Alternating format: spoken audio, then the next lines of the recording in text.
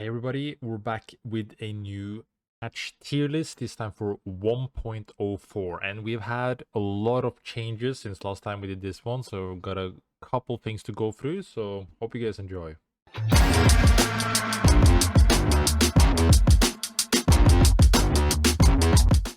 To start us off, we have no new hunters, but we have a lot of changes to the game. Now, first note, we have changes to the armory, which means that the power levels of relics and etc. are down, as well as grips and some stuff that is also removed. But the thing is, since everything is tuned down to like ish tier 2, this means that TTK is slightly, again, this is very slightly higher. This means that it takes a little bit longer because stat-wise everybody is a little bit lower in general instead of everybody having like tier 3 access. So this changes a lot. The second thing that is really important is the armor changes, where it's now a lot easier to upgrade your armor through damage. Now, so with these things in mind, we'll then start going off with the list. First, we'll go with the alphabetical here, then like some of the news later on. But Bibu is in a good state. He got some slight buffs, aka mostly to his mana, so it's easier to play around his abilities in general. So I would say, like, again, he is a very high mechanical hunter, where if you are insanely good on Bibu, then Bibu is an A tier. But like the Bibu main like stuff is that he's one of the hardest hunters in the game, so like he's very hard to get value out of. But if you want to learn Bibu is really fun, and know that you have the potential to be like A tier kind of power level depending on his skills. Then we have Bishop. Hasn't really changed much for Bishop's sake. Like, she's still fine. Not bad by any means. She's not like super good. If you're good on Bishop, then you can still get a lot of value. Like, she's very solid hunter overall. Not terrible, not amazing or anything. She's good. She's good. Then we have Brawl. As mentioned before, Brawl is a type of hunter that, unless terrible stats, unless terrible nerfs happen to him, like, he will always be a good ranked hunter. Brawl's kit is just very well designed for it. Now, some changes that kind of impacts how he plays now is that people are generally a little bit more tanky. This is worse for his general fighting, but since people also deal less damage, it's harder for them to kill Brawl, which means that he has more time to stack up his passive, which means that it's easier for him to fight in general if he gets those prolonged fights.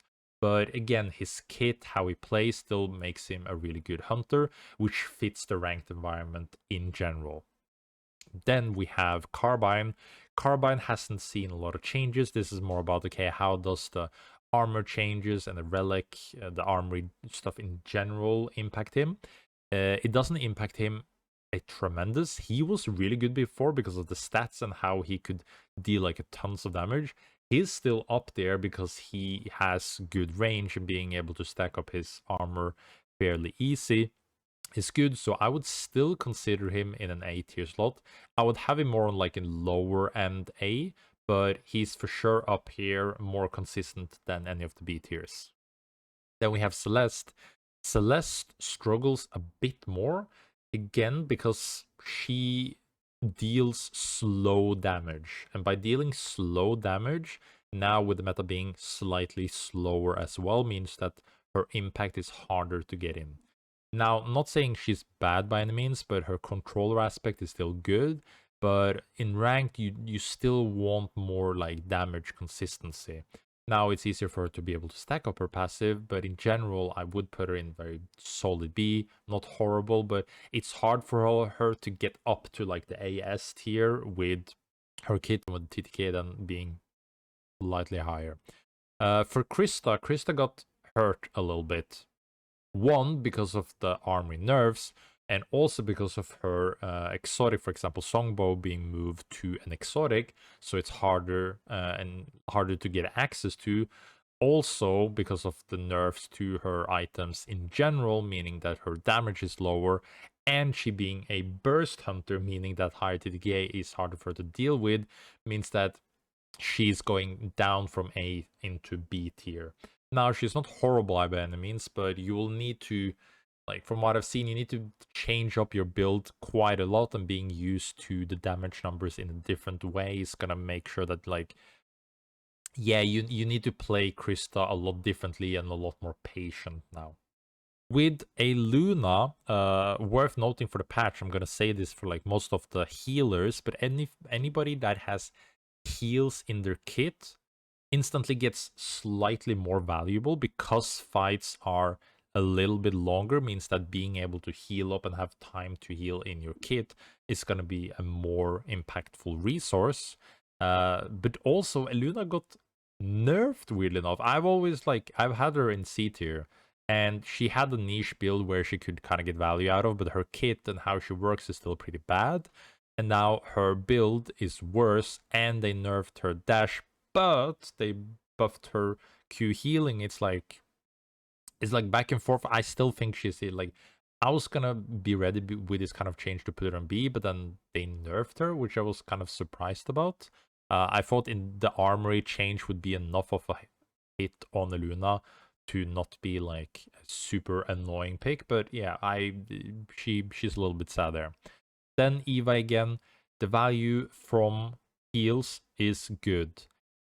So I would say that this is like, Eva is a prime example of a sustainable healer that will get more value overall. Now her solo carry potential is bad, but her value as a hunter with teammates are pretty good, especially in early game where you usually want to be fighting more to be able to upgrade your armor. She brings a lot of sustained value because of slower fights and being able to like continuously try to upgrade your armor. But like her solo impact is not good, but I still want to like put her on like a bottom B here at least. Felix, with longer fights in general, he's kind of happy because he will also survive longer, being able to do more shenanigans, be annoying, trying to stack up, using his cooldown reduction in general.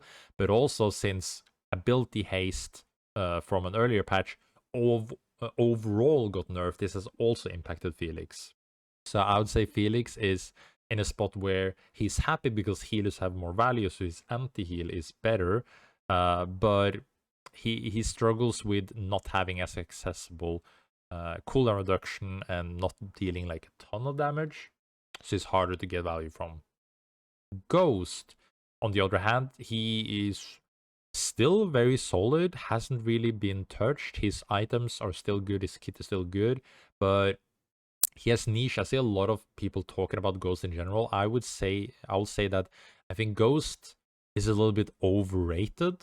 He's good, don't get me wrong, he's good. I'm gonna instantly put him up here in A tier. But the thing is, like, a lot of people talk very highly about him and stats and how his impact is. I think a lot of people just disrespect his nade into LMB damage. That is big. If you get hit by a wall nade and he spams you down with LB, that is a lot of damage. But I feel like it's so easy to juke.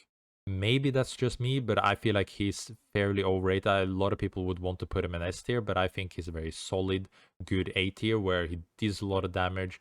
He doesn't really get impacted by the TTK a lot, and his items are still good, so he's still in a fairly good position overall. Then we have Hudson. Then we have Jin. Jin got anti-heal on his dagger now, which is a nice quality of life change. It helps some 1v1 matchups. I don't think this like instantly puts him up by any means. And also with higher TTK, it's a little bit rougher for Jin. I would say it's like a good change where he's still sitting comfortable in B. I think his mobility is great for surviving, but he's more dependent on his teammates to be able to like actually kill people. But he's great at like picking people off, and 1v1 scenarios will be slightly better. So it's a nice change that impacts him, but not like a tremendous amount. Then we have Jewel. Jewel is still solid. The thing with Jewel is that, again, higher TTK is like slightly rougher for Jewel in general. She's still very happy with the meta because like a lot of short range hunters will will be struggling and she can easily deal with them. But the problem is that since long range hunters has more value, means that it's harder for her to get onto them. So it's like it's like a back and forth value for Jewel in general. But I would say she's very solid. If we're gonna be like super nitpicky about order, I would say that like we put them more in bottom. Like it's not like super accurate, but in general, if you like have some sort of order, then Kingpin has a funny change. He got buffed, and he has been buffed like slowly but surely. But funnily enough, one of the biggest impacts of Kingpin is that he's super relic reliant. And now that you can't buy relics until day 2, it's just a walking dummy for the first day and first night. Like, he struggles so much in first day and night. And in general now, because of the armor changes where you want to be fighting more, people are not trying to kill each other in day 1, night 1, but it's more about fighting to upgrade your armor. And Kingpin is kind of useless in that period. Like his kit is still good, his kit is still valuable, but he's so much slower, and you need to wait a long time before you actually activate into the game and get value. And by that time, a lot of people have time to upgrade their armors and gotten their stuff in general. So he's still like in the middle of the pack, still solid. He's not horrible. So like his late game is a lot better, but his early game is horrendously bad. So if you're talking about like early game Kingpin is like bad, and then like late game Kingpin is like up here. But in general, I would say he's very mid. It's like, can you actually get through the first day, which is interesting. Then we have Myth. Her range and consistent DPS is very good. Now we get into some of the more like interesting hunters for how the changes impact playstyles, where Myth has a playstyle of being able to play very good and consistent range, being able to stack up armor and help, for example, like if a myth and a Kingpin plays together, the Myth can be the one to DPS, just hit and try to stack up the armor, and then give her armor to a Kingpin, and then like she can upgrade again. So that kind of a play style is more accessible. I would say she's more on like the bottom of A tier, but her kit makes it so that her mobility is good, her damage output is good, and because of armor being easier and more accessible, means that it's better and easier for Myth to be more tanky earlier on, so she can deal with annoying hunters like Brawl, for example. Then we have Oath.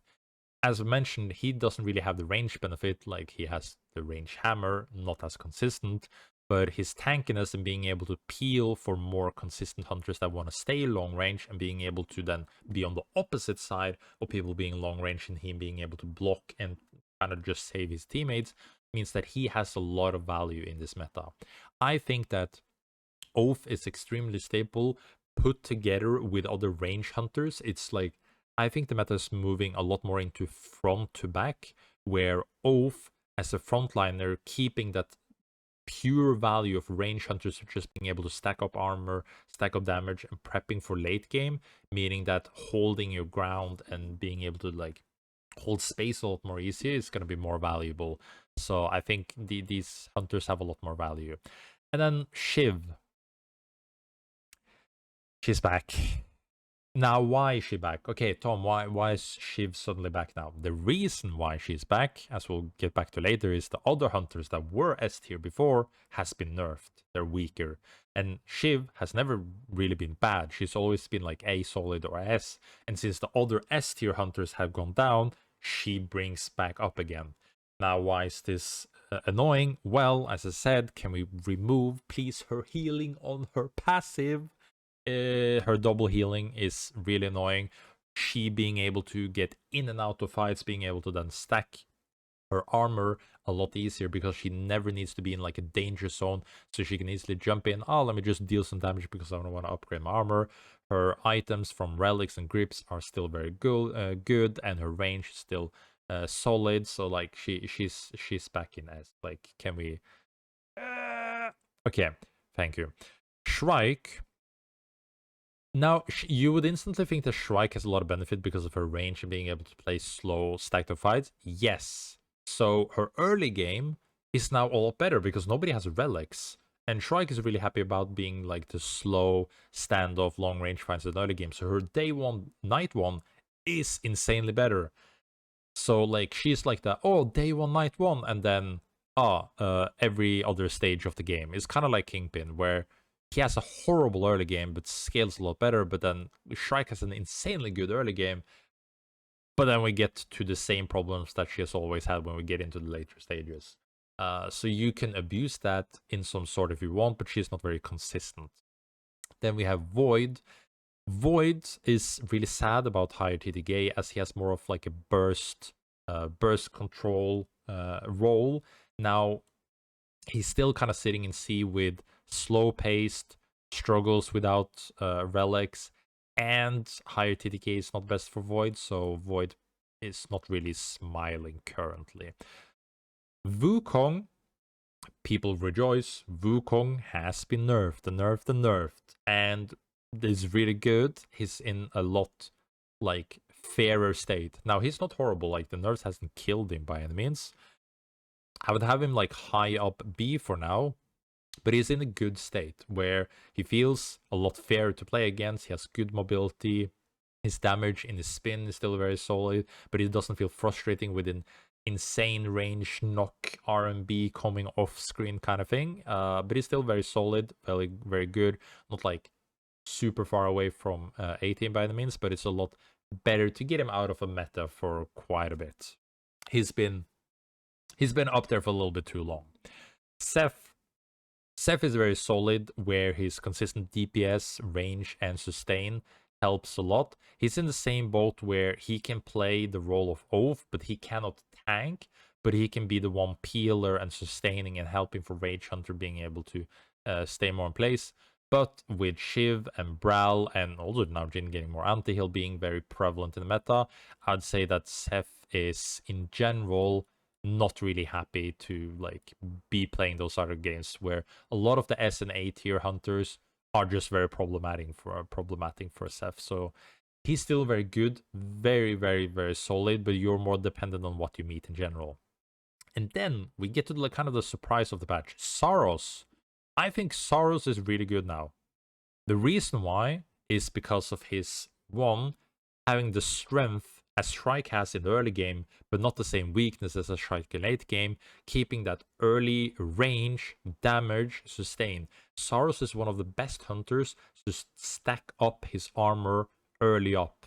So being able to fight without being in a danger zone of dying, but getting gold armor, red armor a lot quicker, and TTK as sniper hunters, consistent DPS over longer time, means that he can survive longer, but also being able to output more damage over a long time as he wants. I think Sorrows is, again, without all of his bugs, he's still like a buggy hunter. He doesn't feel good to play, but his power level in this meta is a lot better than it has been for a while. And then Tetra, my love, she got nerfed. Even though, funnily enough, fun fact, she had the lowest win rate in the game and she still got nerfed. But that is because you guys, you suck at Tetra, respectfully. So, but her, she's still like insanely good. Like Tetra is such a good hunter, but such a high skill ceiling where it's hard to get value out of her. But if you learn Tetra, she's really good. So I would like she's for sure up here in A tier because of her range, being able to stack up, consistent DPS, also hurt a little bit more early game because of relics not being available. But this meta is good for her. Good peeling, good damage, good range, a very solid hunter overall. Probably will do like this if it being like super nitpicky. Do like this ish. Then Mercury. I thought she was really solid and she got nerfed. The reason why she got nerfed is because of double healer metacomps being something that popped up, where Mercury would just engage Hoverwings with ult and still having other support playing around. So double healer meta was like almost a thing, but they quickly kind of just nerfed Mercury, where it became hard to play the kind of a style because she had those kind of strengths. So her ult is a lot weaker. Her healing is still very good. She's not... Actually, I might actually put her in C tier when I think about it. her ult was kind of her big strength, and now with ult being nerfed, she's still being really hard to be like catching, running into. Yeah, I think honestly Mercury might be struggling a little bit when I think about it the second time. But overall, this is kind of it. I think it's an interesting change. We have a lot of changes in general. What I would love to see is I would love to see Shiv just remove her healing from her passive, please. And then I think you have a lot more interesting meta where a lot of these things are changing because of the pacing and how the kits play out, and TTK being changed, armory change unlock. I think all of these changes are very, very interesting. I like how things are just like, yeah, a lot more open. It doesn't feel like it's horrible at the top. You need to play those kind of hunters. You know, Shiv is always going to be Shiv. Like, even with removing her healing on passive, she's still going to be a good ranked hunter regardless.